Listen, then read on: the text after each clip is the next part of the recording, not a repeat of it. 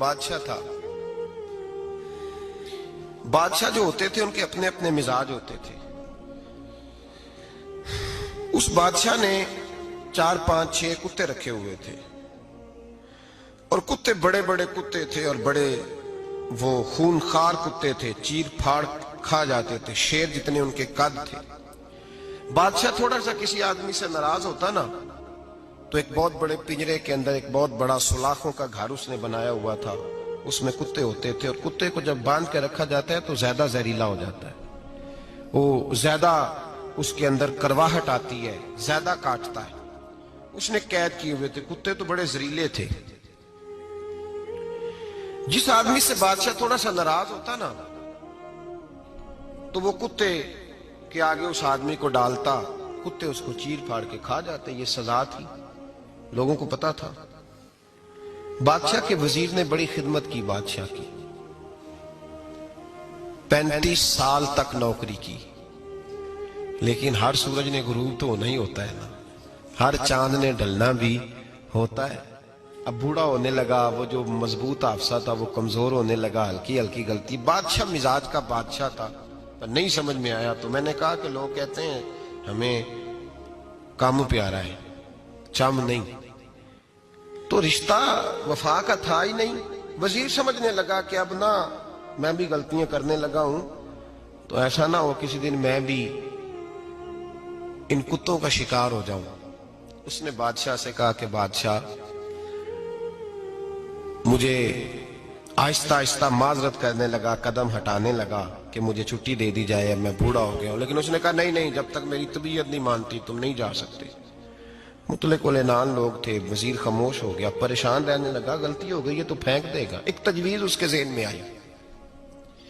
وہ جو پنجرے, کتوں کے پنجرے پر محافظ بیٹھا تھا نا, جو ان کو کھانا ڈالتا تھا, روٹی ڈالتا تھا, گوشت دیتا تھا, اس کو ایک دن کہنے لگا یار تیری ڈیوٹی ہے سارا دن کتوں کو کھانا دینے کی, گوشت دینے کی, تو 2 4 دن ڈیوٹی مجھے نہیں دیتا؟ تو لے لے, میں تو پہلے پریشان ہوں, سارا دن ان کی دیکھ بھال کرتا ہوں. اس نے کچھ تھوڑا سا گوشت لیا, پنجرے کے باہر کھڑے ہو کے کتوں کو ڈالا.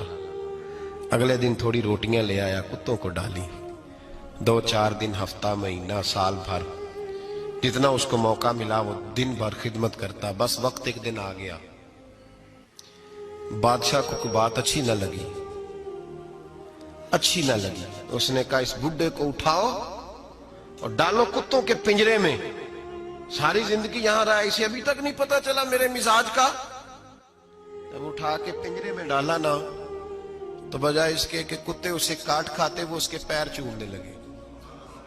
وہ پیر چومنے لگے, ہاتھ چومنے لگے, چاٹنے لگے. تو بادشاہ سامنے کھڑا تھا نظارہ دیکھنے کو کہ چیر پھاڑ کرتے تو خوش ہوا کرتا تھا. خونخوار درندے جیسی اس کی طبیعت ہو گئی. جب دیکھا پیار کر رہے ہیں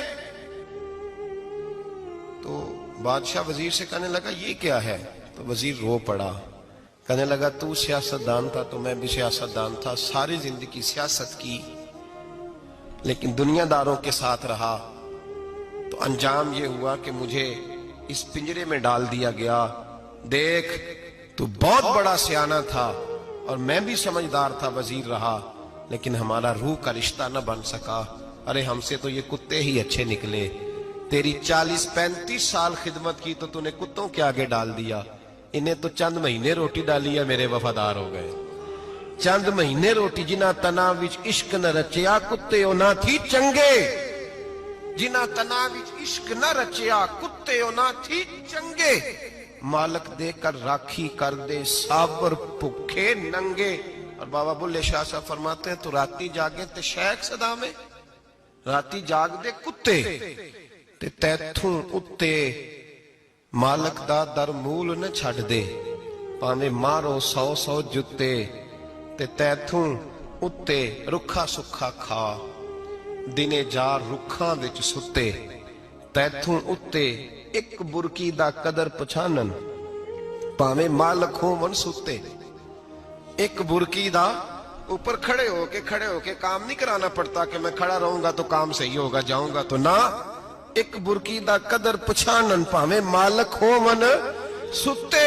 پھر اپنے آپ کو مخاطب کیا, کہنے لگے اٹھ بلیا, چل یار منا لے نہیں تے بازی لے گئے.